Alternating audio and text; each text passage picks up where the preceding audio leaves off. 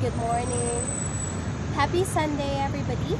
Um, Actually, I am very, very happy today because after how many days of raining, cold winds, and like typhoon here in Baguio City, at last now it's sunny day. As you can see, we are outside.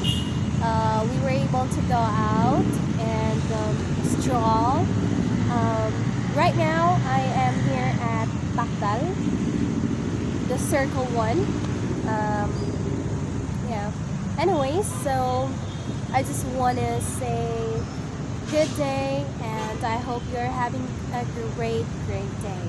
Okay, so friends, keep safe, enjoy your day, enjoy working for those who are working today, and for those who are with families, just enjoy.